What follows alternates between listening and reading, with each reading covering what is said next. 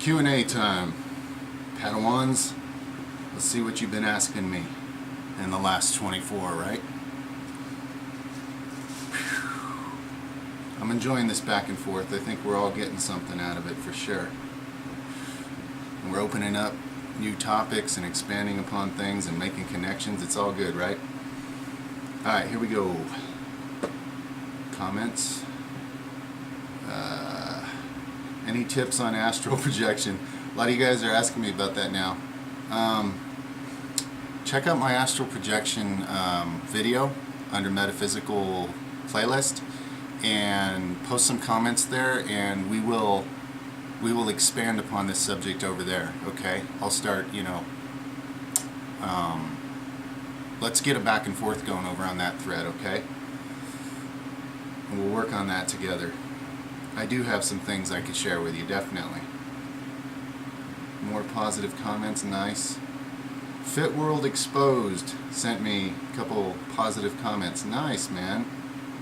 Thank you very much. It's an honor to hear from you. Awesome. Glad you're liking some of this stuff. You like my barbell shoulder training methods? Yeah. Cool, man. Good to hear from you. I hope to hear from you more. Ooh, here's a long one.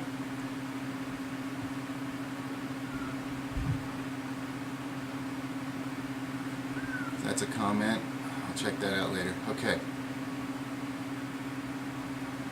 Ben Grindle, you're asking me if it was sleep paralysis on my telepathic communication with ET video that I put up yesterday. Actually, no. I was not asleep. I was still awake when this happened. I hadn't even gone to sleep yet. But sleep paralysis is, if you can get into sleep paralysis, that's the easiest place to astral project from, for you guys that are asking about that. But like I said, go over to the astral projection thread. Let's discuss it over there. Let's expand on it over there, guys. There's an astral projection video on the Metaphysical Content playlist. Check it out. And post your comments and questions there, and we'll expand on that for sure. Okay, can you talk more about your arm feeders? I used to think it was bullshit, but apparently it works for people. Laugh out loud. Yeah, some people it works well for. It depends what's the limiting factor in your arms, okay? Like for me, for a long time, I would just lift really heavy things with my arms, so they were very strong, but they weren't growing the way I wanted them to. They were kind of skinny compared to some of the other parts of my body. And I have long ass arms just like legs. I have a 6.5 foot reach with my arms. So, it kind of depends on your muscle fiber type.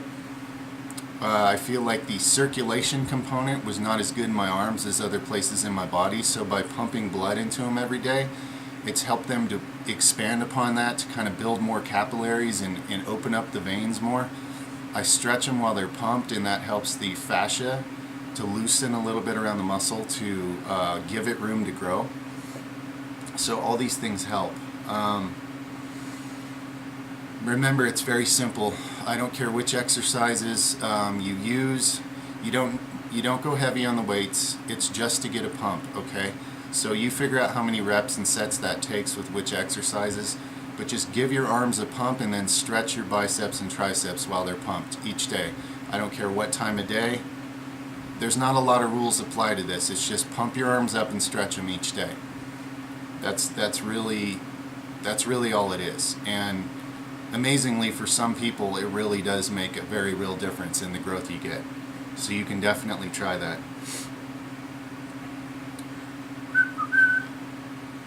Okay.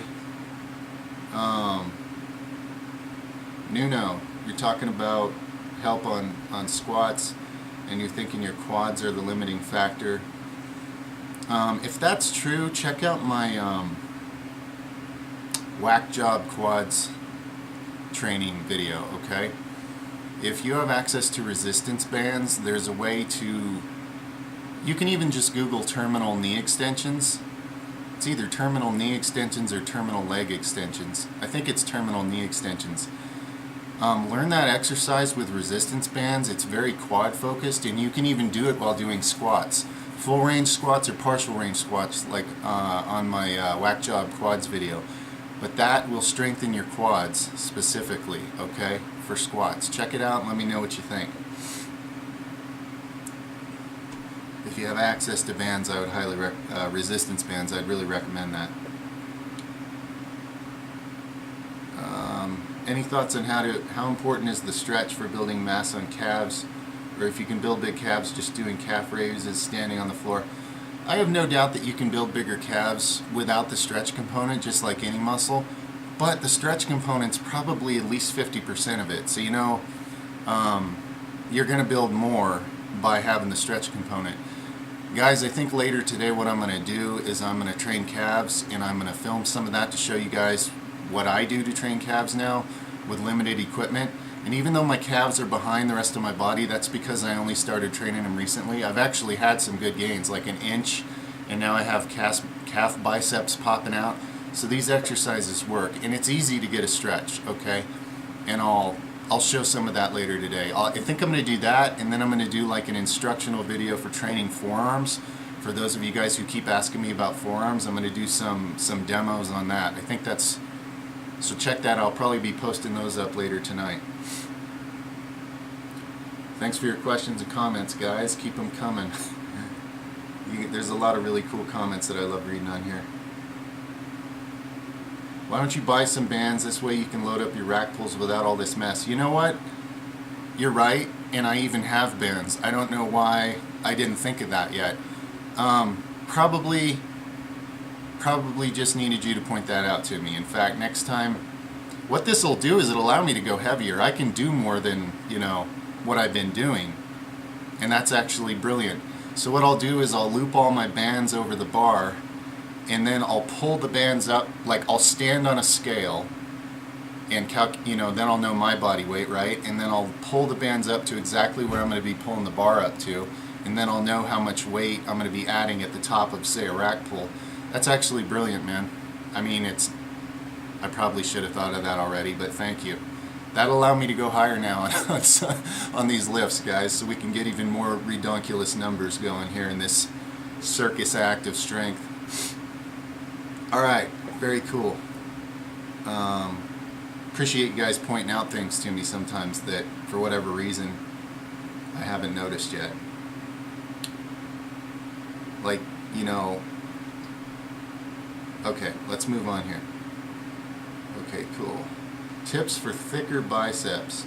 Trying your arm feeders, feeling great so far.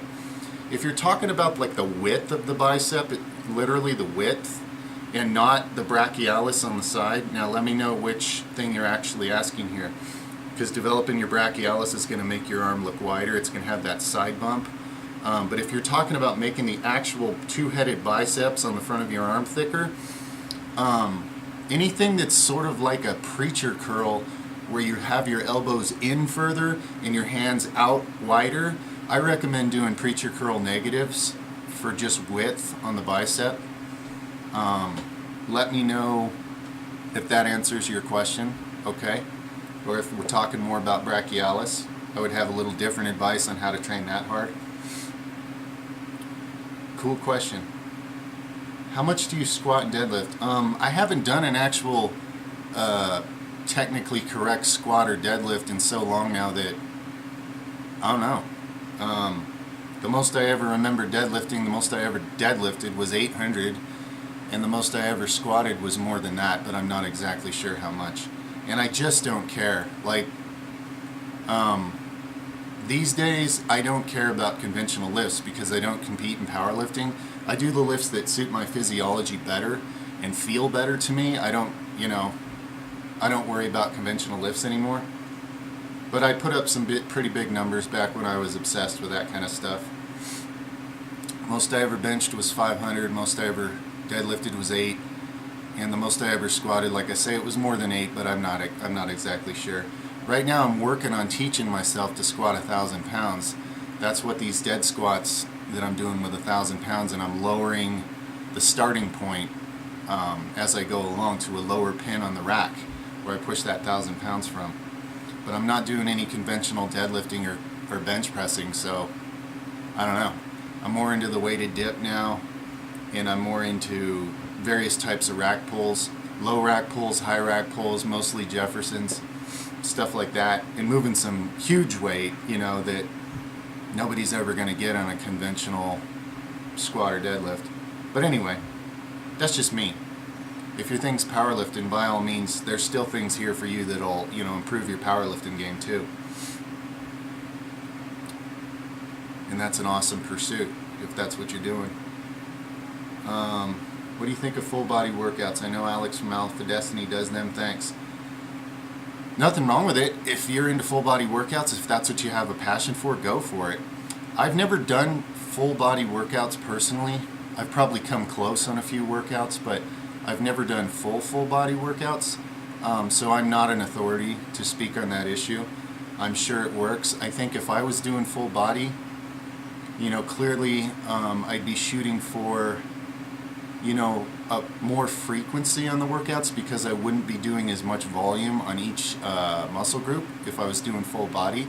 So I'd probably do it more frequently than, you know, like what I just did with 3 days of tearing up back. That's kind of like completely the opposite idea.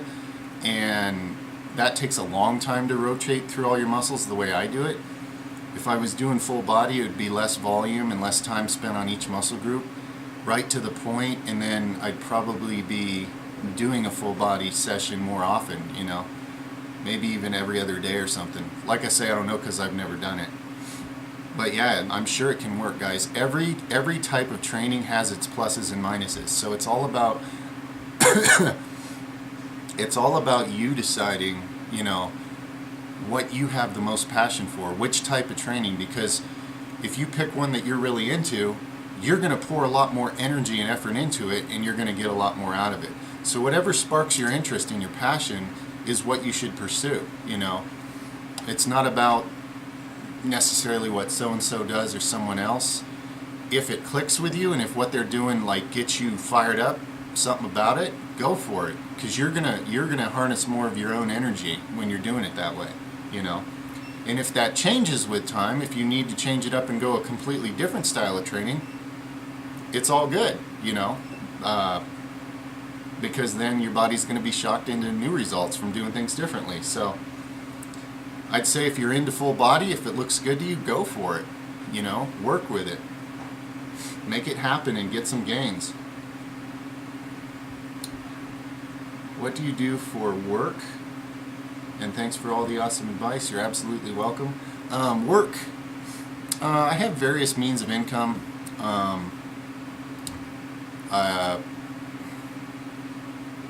But just to mention a few things, I'm a professional athlete. I'm involved in real estate and rental. And now I got a YouTube channel that I'm building up. So, you know, that can become a source of income among other things. And it's kind of always changing, you know. I've had a lot of different professions, but, you know, you never know. With me, it's it's pretty unpredictable. But my wife has a career, so I take care of the kids during the day. I also homeschool them. So that doesn't have an income, but that saves a hell of a lot of money right there. So it's, for you bodybuilder types, you understand the difference between anabolic and anti-catabolic.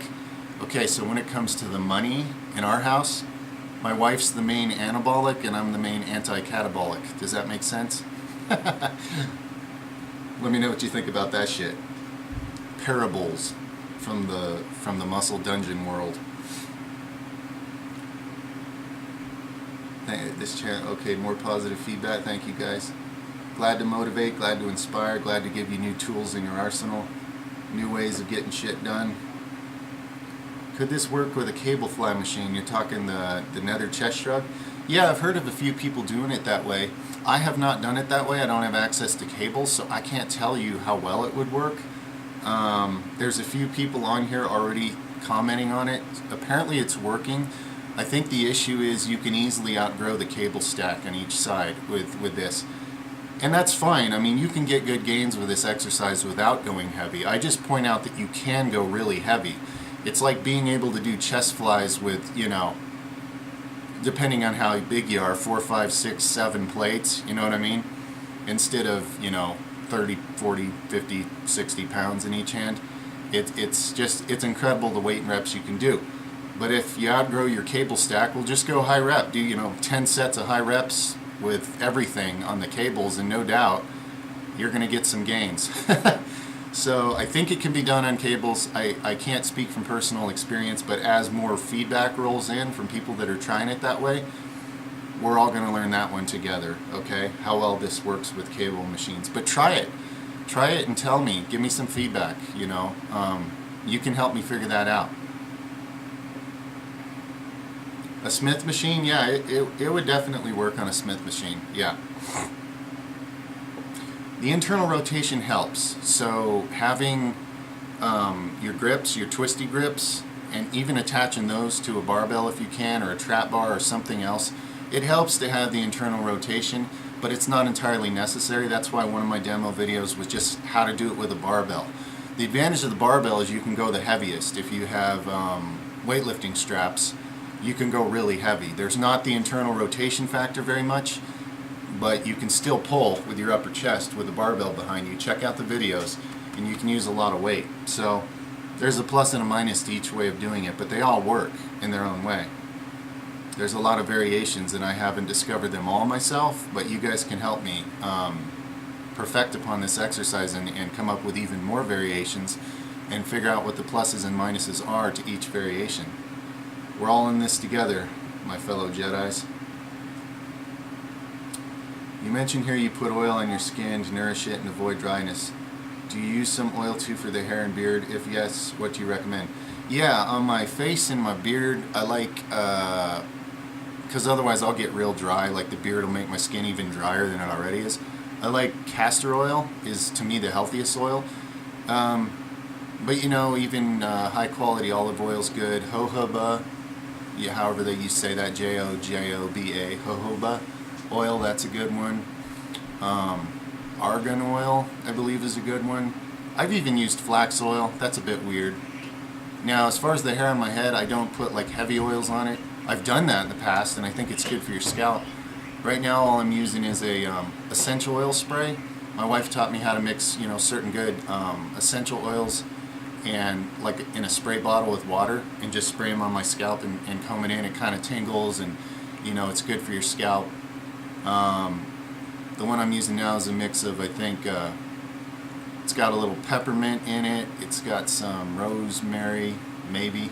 It's got lavender, it's got a bit of tea tree, which disinfects and, cleans your hair follicles and stuff and stimulates them. So, yeah, just water and essential oils on my head, and thicker oils on my face and here, because I get really dry, and I don't mind this glossy look.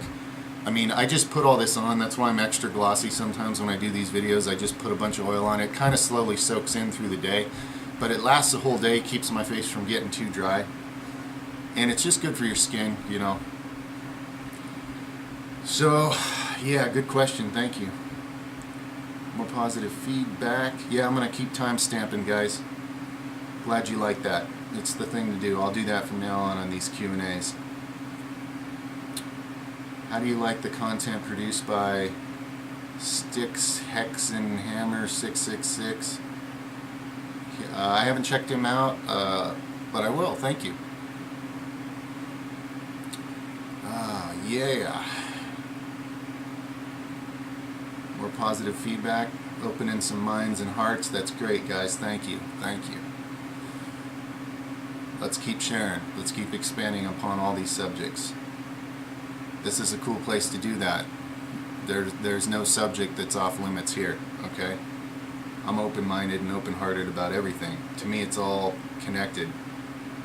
No matter where you're coming from, I can relate to you on some level, don't worry. Alright, your guts can actually rip out of your skin or rip inside. Yeah, before I edited my 1,400 pound rack pull yesterday, I left some info in the video in its unedited state, and I was rambling on about the real reason for weight belts, so that you don't tear your abdomen wall and get a bad hernia. Basically what will happen, my man, is if you do that, you'll have a bulge where it looks like an alien's trying to break out of your stomach area somewhere because you've torn the abdomen wall, and now your intestines are kind of poking and pushing out through that gap. Now, I haven't had this happen, but I was just pointing out that when you're going to go on a max lift where you're going to pressurize internally as hard as you possibly can, those are the moments when you're at the most risk of that. So I was just saying, to be safe, I was wearing my belt doing that lift. I don't actually need the belt. Like, I've tested myself on this, and I've never felt any reason to believe anything was trying to tear in my gut. But I just think that, you know, when you're maxing out and there's really nothing to prove about belt or no belt, in a lot of cases it's going to make a person safer. And because some people are following my example on some of these workouts, if you're going to go lift a hellacious amount of weight, I would recommend wearing your belt, unless you know for sure. And again, guys, any exercise you do that you see me or anybody else do, you know, you take the responsibility for yourself. I'm not legally, you know, accountable for if you hurt yourself. So remember that, guys. Warm up right. If your knees are sore, wrap them. If you don't know if your core can hold up to crazy ass max singles, it just makes sense to wear a belt. That's all I was saying. You can Google and get more information on that, people that have had it happen. You can probably watch some terrifying videos of people right in the middle of a power lift ripping their gut or something, you know. But yeah, I was just throwing it in there because I don't think a lot of people even realize what a weightlifting belt is for. I think a lot of people think it's like to help you lift more or to help you not slip a disc in your back. It's not for any of that. It's to help you not tear your abdomen open and push your guts out. That's what it's really for, on really heavy lifts, you know. And a Jefferson rack pull where your body's twisted, probably even harder on some part of your core than a standard rack pull where you're standing straight. So I thought if anybody's going to follow my example, I think they should probably wear a belt, you know, just to be safe. That's all I was going over there.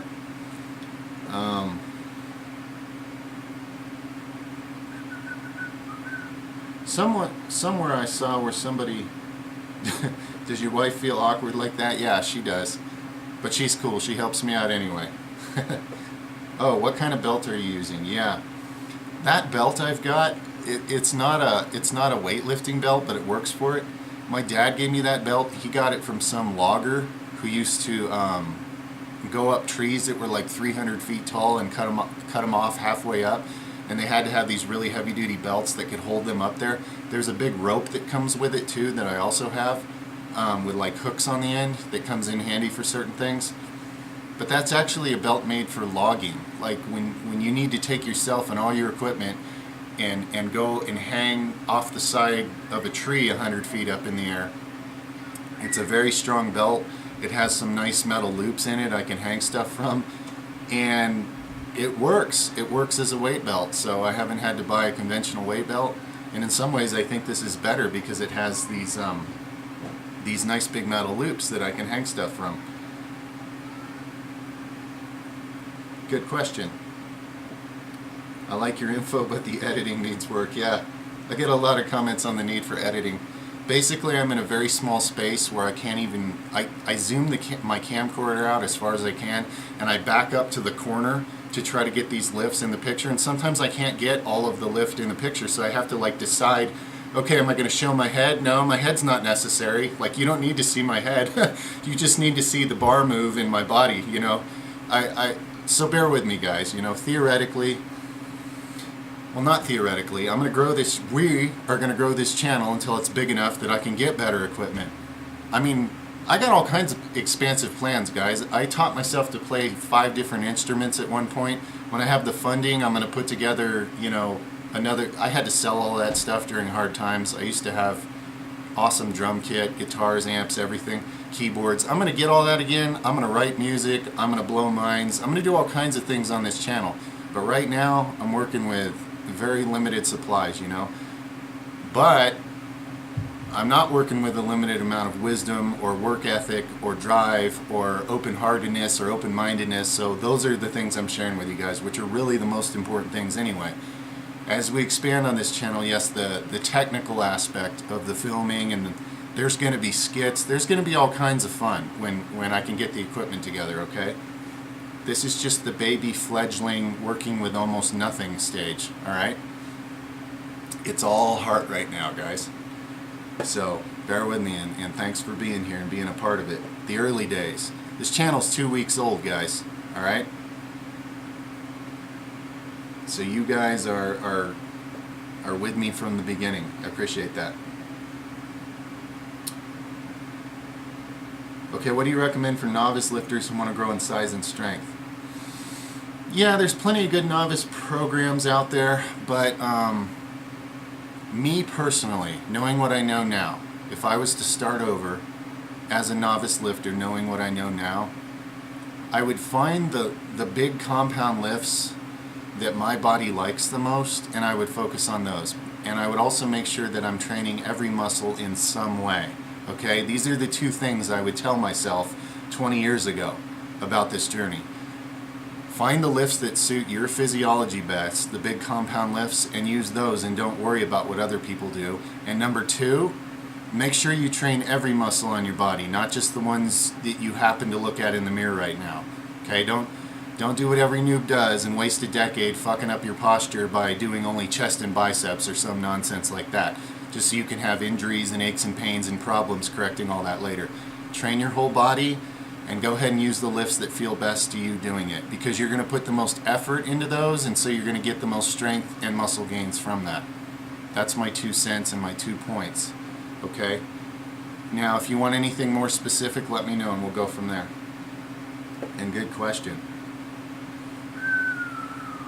Do you train every day? Yes, I do. I have lighter days like today where I'm probably just going to do some calf training and my arm feeders that I do every day, because I just did 3 heavy days of back, and it just makes sense to take a lighter day. But I still want to pump blood through my body and get everything woke up and moving every day. I believe you recover better and regenerate better from that than you do from just like laying down all day. You know, like, oh, I'm just resting today, I don't even want to, I don't want to do anything. I believe light work on your off days actually helps you recover faster. This is my experience. You can try it, see if it works for you. Hey Nether, I got a question about mental strength. I've been stuck at 425 deadlift for half a year now, and I've been trying so hard to get over this plateau. But the deal is that I've gotten stronger on the lift for sure. My warm-ups are moving faster. I set rep personal records, variation personal records all the time, and I feel that I'm strong enough to lift more than 425. It's just that my mind is giving up on me. It has gotten to the point where my mind just gives up before I've gotten to the bar.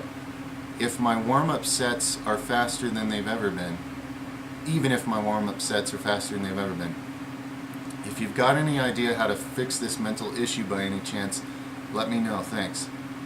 Yeah, what do you think? Now, if you're competing in powerlifting specifically, that's one thing, because it's going to be hard to just let go of the deadlift for a while. But even if you are, I would recommend doing something a little bit different. If you have access to a trap bar, maybe just do trap bar deadlifts for a while, because it's what it sounds like to me is you're just burned out on deadlift right now. If your mind is just like hating it, like when you're approaching the bar, I mean, you're absolutely right. The mind is making your experience, and if your mind's not into it, you're not accessing your real strength. Just like you know you could pull more than that. So when a person's burned out on a thing, I know sometimes if you're competing in that, it might be hard to walk away from that lift for a while, but you need to find something fun that your mind can get into for a while that translates at least somewhat to this. Maybe, I don't know if you do super heavy rack pulls, you could do that for a while and just forget about the deadlift until you feel like going back to it, like when it feels new again. Maybe trap bar deadlifts, maybe some kind of block pulls, maybe Jeffersons. I mean, I love those. Let me know if it's really necessary and essential to you that you keep training standard deadlift in one form or another. Because if not, I would suggest just finding some alternatives that your mind can embrace for a while. You know, something maybe you haven't been doing a lot of. If you haven't been doing trap bar deadlifts, you can probably make really rapid gains at it and enjoy doing it and lift heavier. And if you do that for a while and then your mind starts feeling better, you know, you're not dreading the standard deadlift, you could probably go back to standard and in no time pass up your old mark, you know. If you know which muscle group is the limiting factor on the deadlift also, you know, let me know on that. If it's like lower back or, you know, quads or something. But yeah, definitely when you're mentally burned out on something and yet you got, you know, the work ethic to keep making yourself do it. I've done this to myself on a lot of things and got very stuck for a long time. And actually when I finally did just get really frustrated and just quit that lift for a while, I'd come back later and pass up that mark pretty fast. So I just needed to go do alternative exercises for those muscle groups for a while and get stronger at those and not worry about that one lift that's really got me mentally. It's got me down. It's become like that insurmountable thing that, you know, like you say, it's got you mentally deep before you're even doing it. I would find some alternatives and work around it for a while. And then when the lift actually looks fun again, when that standard deadlift actually starts to look fun again, I go back to it and you'll probably pick it up and within a few workouts pass up, you know, what you were stuck at before. Because like you've already explained here, you know it's a mental game. This is a mental hang-up, not a physical one. So I think maybe your mind just needs a break from that particular lift, you know, for a while. And you need to go do some things that use the same muscles but allow you to feel really strong and have that rewarding experience of making quick gains for a while. That's what I would do. And then, you know, I would just work on some fun alternatives. And then when I started feeling it again, I'd come back and apply that new muscle to, you know, the standard deadlift. That's my 2 cents. Let me know if that makes any sense, brother. Thank you for that question.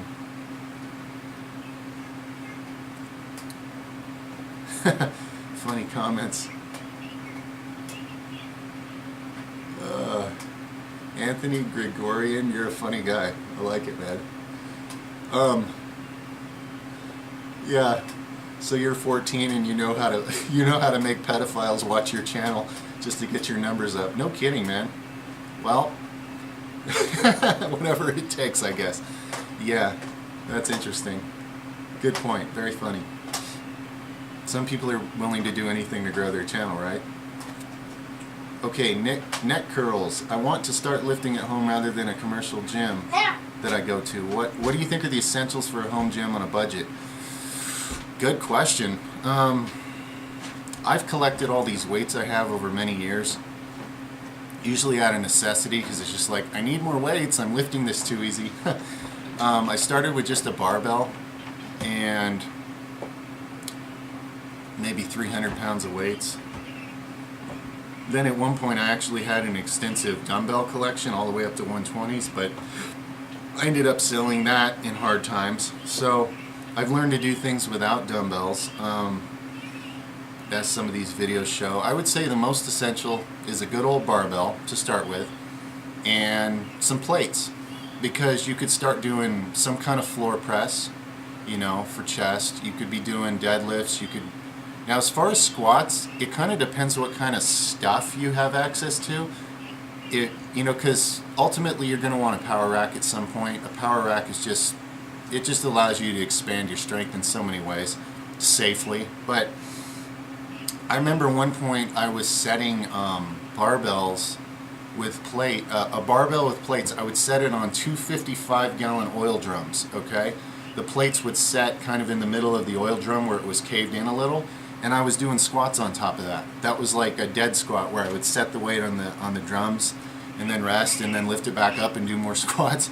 So it kind of depends on what kind of stuff and junk you have access to as to whether you can rig up a lot of different exercises. But if I was starting from nothing, I would start with one barbell and start getting some plates. And then at some point, if you have enough plates to keep you busy for a while, you're going to want to invest in some kind of a power rack at some point. And then after that, to me, a trap bar is a super valuable item. Not everybody agrees. It's not essential. But yeah, I'd start barbell, plates, then when you get enough money, some kind of a rack. Okay, a good rack where you can set safety pins that are really strong at a lot of different heights, so you can teach yourself to lift a lot of weight without killing yourself, you know. So that's where I'd start. To me, those are the most essential things. Let me know if that makes sense. And then, you know, simple things like weightlifting straps if you're going to be deadlifting a lot with your barbell and your plates. To me, any great back training that I do these days has to be so intense that I end up needing straps for almost any one of my back exercises these days. And those are cheap, you know. And as somebody's explaining on here, you can actually use old seat belts out of cars to make good weightlifting straps, and very soon I'm going to do that because I need stronger, better, longer straps that are going to last longer. So thanks for that great info. But yeah, that's where I would start. Really good question. Is your father Synergy 7? I highly doubt it. I don't know who that is, so I'll check it out. More info on astral projection. Okay, yeah. Guys, let's talk about that on the astral projection video. It's under the metaphysical content playlist. Okay, start posting your stuff over there, and I'll start answering it, and we'll have a dialogue about it, and we'll expand on that together. I love you. Keep making these videos. You don't know how much we appreciate you. Well, I appreciate you too, and I'm glad to help, my friend. I have a question for you. I'm 22% body fat. I want to cut to 16 to 17-ish. I've been lifting for 3 months. Should I take advantage of the bulk stage I'm at right now, or focus on a slow-ass cut while lifting? Yeah, I wouldn't even call it a cut, because if you do, you're in danger of sliding into the whole cutting mentality and overdoing it. I would just say reduce a little bit whatever the unnecessary calories are in your diet, you know, if it's junk food or whatever, and then just slowly, you know, keep intensely lifting, keep building muscle. Don't cut out too many calories. Just cut out a little bit of the junk, a little bit extra fat or carbs somewhere that you don't need in your diet, and slowly lean out while you're building muscle. Nothing wrong with that. I think that's all for now. Alright. Check out the calf and forearm videos later, my friends, and may the force be with you.